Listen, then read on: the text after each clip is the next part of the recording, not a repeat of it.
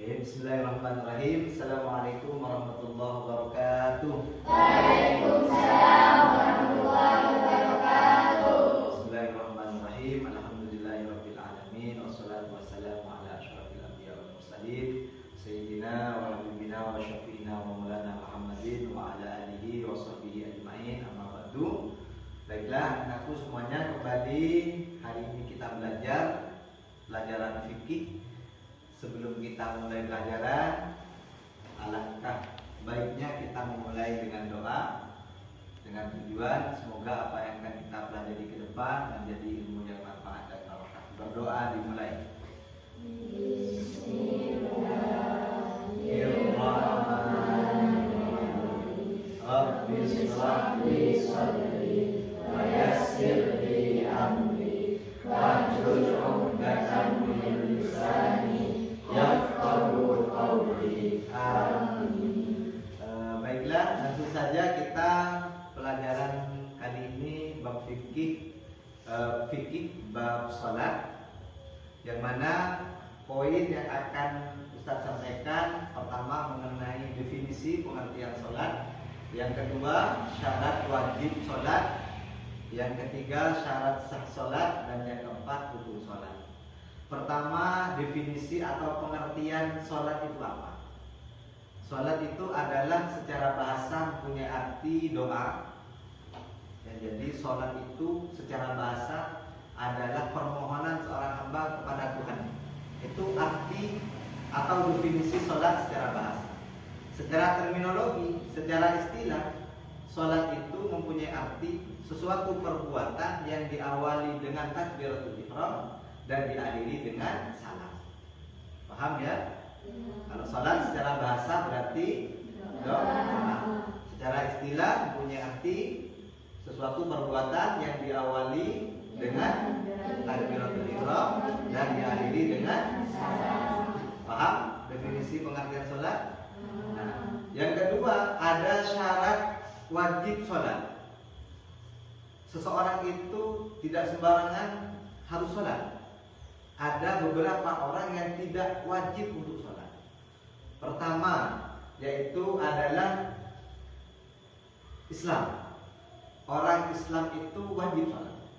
Boleh seseorang itu tidak sholat ketika dia tidak Islam. Jadi yang pertama syarat wajib sholat adalah Islam. Yang kedua ada baligh, sudah cukup umur. Baligh itu ada 3. Ya, ciri-ciri orang baligh itu ada 3.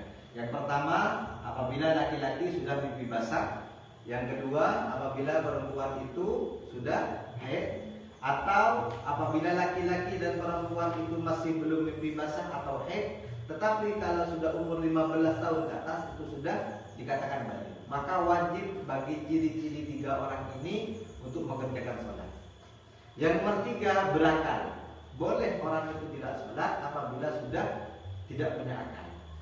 Jadi pilihannya kalian kalau tidak mau sholat, tidak apa-apa, tinggal pilih 3 ini. Apa kalian mau pilih tidak Islam, apa kalian mau pilih tidak baligh, atau kalian mau pilih gila. Boleh sudah tidak melaksanakan sholat, asal kalian masuk ke lainnya yang 3 itu. Paham ya? Syarat wajib sholat ada 3. Apa saja? Yang pertama Islam, nomor 2 baligh, nomor 3 berakal. Nah, oke, untuk selanjutnya adalah syarat sah sholat. Seseorang yang sudah sholat itu masih harus mempertimbangkan atau ada yang harus dilakukan sebelum melaksanakan sholat, yang disebut dengan syarat sah sholat.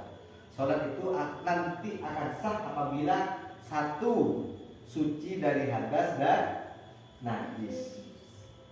Jadi ada hadas, ada najis. Seseorang yang akan melaksanakan sholat harus suci dari 2 itu.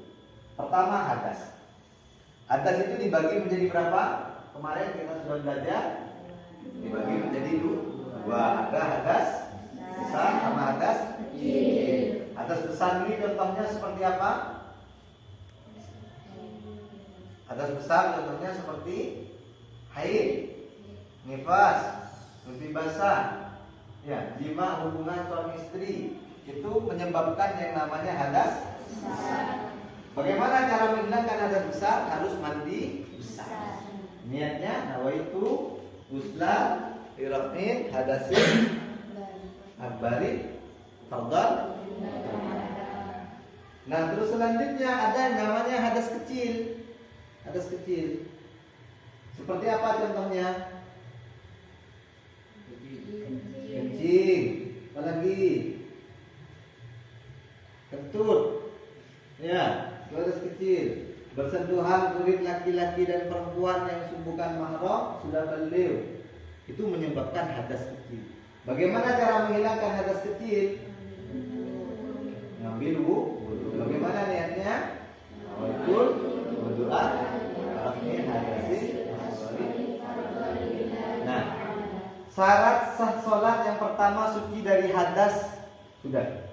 Ya, jadi seandainya hadas besar harus mandi, kalau hadas kecil harus ambil wudu. Harus suci, karena kita mau menghadap sang Khalik. Terus yang kedua harus suci dari najis, baik itu pakaian, baik itu tempat, baik itu badan, harus suci. Jadi tidak sah sholat seseorang apabila sedang berhadas atau masih ada najis. Nah Ustaz, bagaimana seandainya seperti di pakai karpet Ustaz? Pakai karpet yang di pojok sana najis Ustaz, tidak apa-apa. Yang penting di tempat kita mau sholat itu yang harus suci. Seandainya kalian sholat di rumah, di lantai, tempat sholat kalian itu suci, pas di pojok-pojoknya itu najis, tidak apa-apa. Yang penting di tempat kalian itu suci. Paham? Wis, yang kedua adalah menutup aurat. Ya, seseorang itu sah sholatnya apabila menutup auratnya. Nah, auratnya perempuan itu ketika sholat adalah seluruh tubuh kecuali muka dan telapak tangan.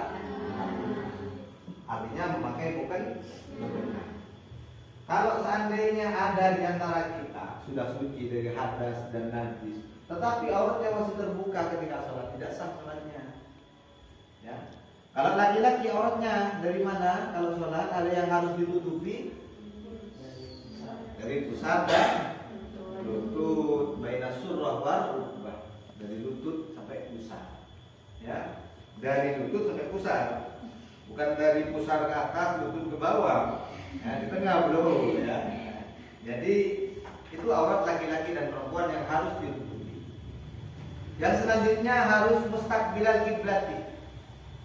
Syarat sah sholat harus menghadap kiblat. Mana arah kiblat kalau di Indonesia? Barat. Ya. Jadi walaupun kita sudah suci dari hadas dan najis, habis itu kita sudah tutup aurat, tapi sholat kita ngadap ke timur, ya tidak sah juga. Dan jadi harus menghadap ke kiblat. Yang selanjutnya apa? Masuk waktu sholat. Ya, masuk waktu sholat. Jadi walaupun orang itu ahli sholat, tetapi masih belum waktunya, jam 9 pagi sudah sholat zuhur, ya tetap tidak sah sholatnya. Maka syarat sah sholat itu yang pertama suci dari hadas dan najis. Setelah itu menutup aurat. Setelah itu menghadap kiblat. Setelah itu masuk waktu sholat. Selanjutnya tentang rukun sholat yang harus ada ketika seseorang itu sholat di dalam sholat itu sendiri. Ada berapa? 17. Kemarin kita sudah belajar tentang rukun sholat. Bisa dibacakan bersama-sama syair dari 17 rukun sholat. Yuk, Bismillahirrahmanirrahim. Rukun sholat 17 semuanya. Yang pertama niat di dalam hatinya. Dua sempurna takbiratul ihramnya. Tiga berdiri pada sholat fardunya. Keempat harus membaca fatihahnya dengan tertil sesuai hukum tertibnya. 5 ruku dengan ruku yang sempurna. 6 tumanina di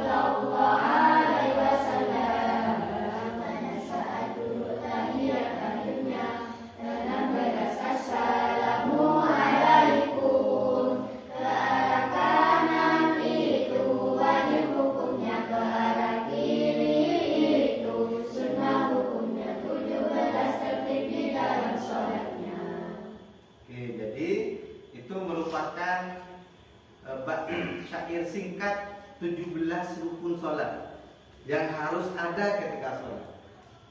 Apabila dari 17 itu kurang atau tidak dilakukan, maka tidak sah juga sholat.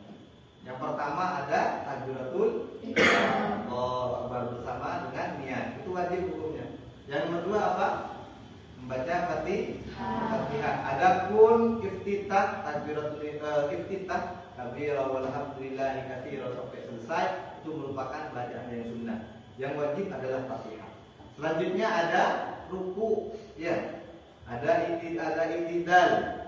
Habis itu ada sujud, ada duduk iftirash dan lain sebagainya. Terakhir ada tertib. Tertib itu mempunyai arti mualah, yaitu secara berurutan. Tidak boleh kita mengacak. Saat saya mau sholat, mau sujud dulu, habis itu pas saya mau ruku, tidak bisa. Harus tertib mualah dari rukun 17 itu. Nah sekarang kita memberikan tugas kepada kalian untuk berdiskusi tentang rukun sholat itu dan tata cara pelaksanaannya, sekaligus nanti kita adakan praktek. Siap? Nah kalian diskusikan, yang santri putra ini diskusikan santri putra, yang putri juga putri, diskusikan terkait rukun sholat 17 itu dan pelaksanaannya, sekaligus kesiapan masing-masing kalian untuk praktek sebentar lagi. Silakan ditata.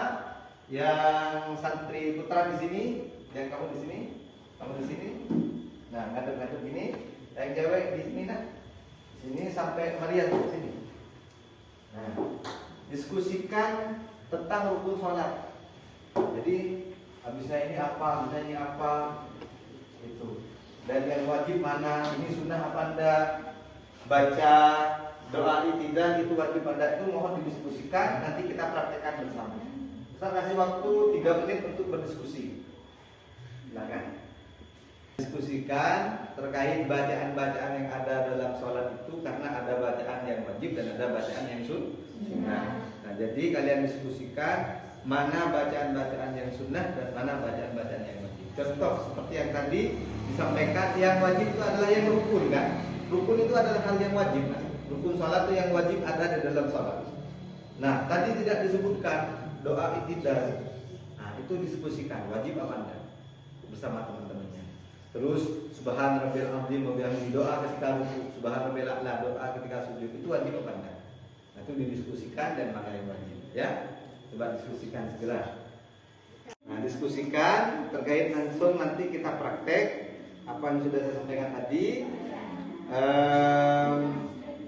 Yang dikatakan, yang dimaksud dengan gerakan ruku seperti apa didiskusikan, sujud seperti apa yang benar, termasuk duduk iftirash, tahiyat awal, tahiyat akhir, didiskusikan. Setelah itu kalian praktek. Silakan didiskusikan. Nah, berikut kita bisa lihat sendiri pada layar proyektor. Ustaz ada cuplikan video tentang praktek sholat.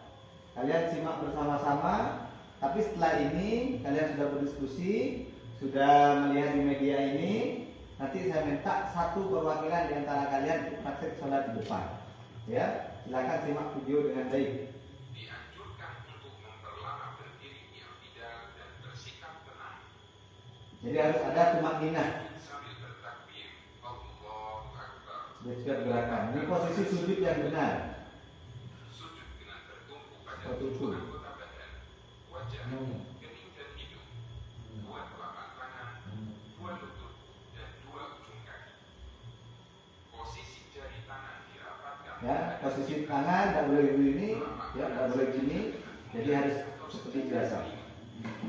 Tangan tenang dan bacalah doa sujud.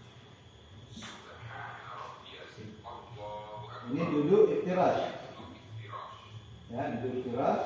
Kaki yang sebelah kiri diduduki oleh pantat, dan posisi jari semuanya baik yang tangan atau yang kaki diarahkan ke kiblat. Jadi posisinya seperti ini. Ya, ada yang anak-anak seperti ini ya. Itu salah ya. Oke, sudah ya. Sudah ya, selesai ya. Langsung saya minta Mas Yoga untuk praktek di depan, praktek sholat. Jadi apa aja? Lagi Di sini coba. Setelah praktek nanti ada pertanyaan, harus ada pertanyaan dari kelompok putri dan putra. Ya, silakan Mas Yoga praktek sholat niat subuh, niat sholat subuh.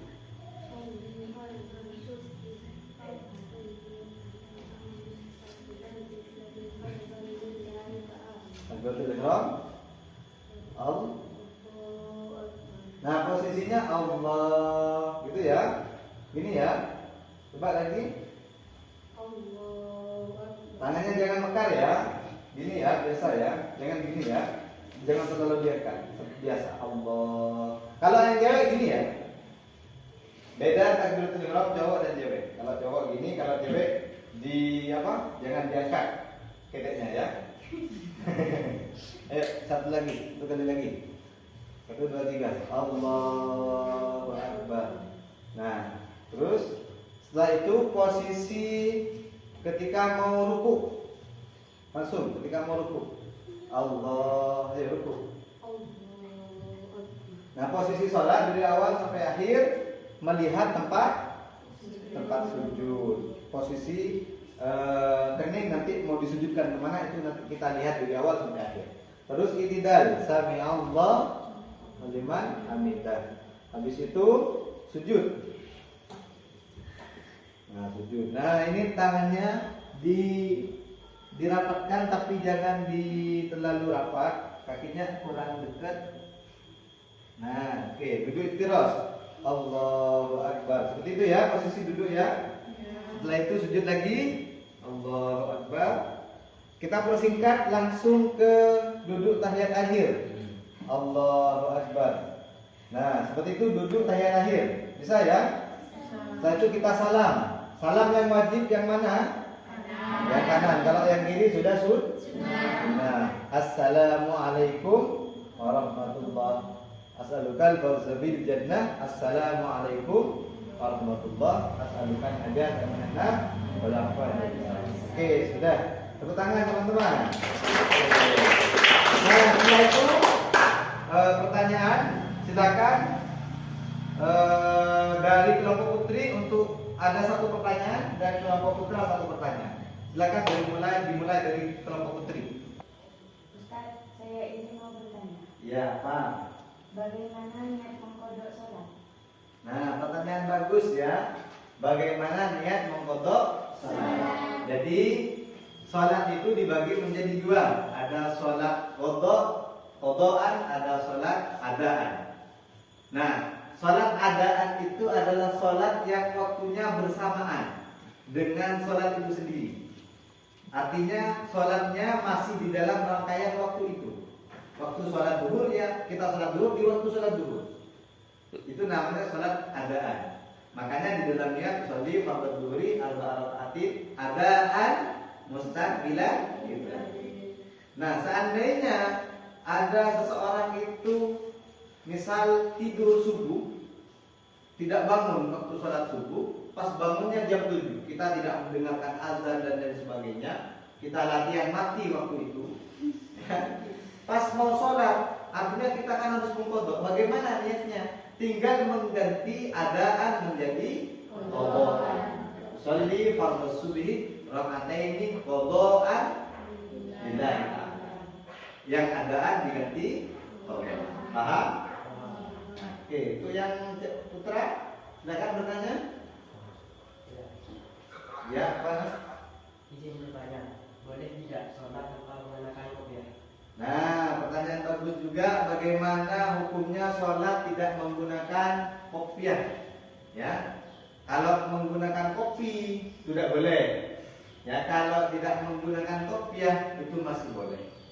Dengan satu syarat, rambut kita pendek, artinya rambut kita tidak menghalangi anggota sujud.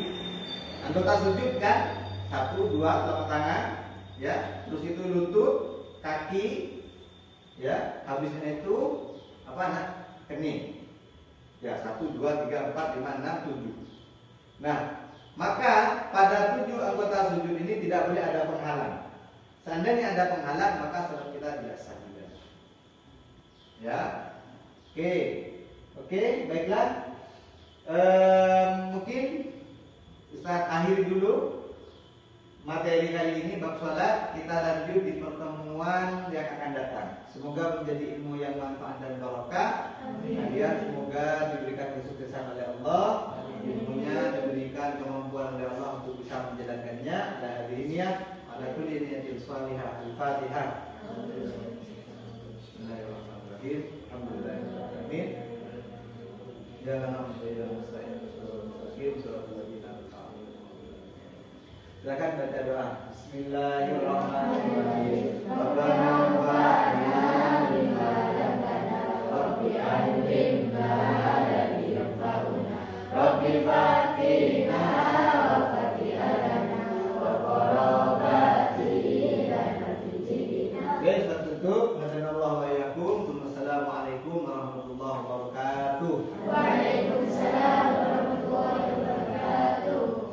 Ya. Tandu. Tidur dah. Tidur.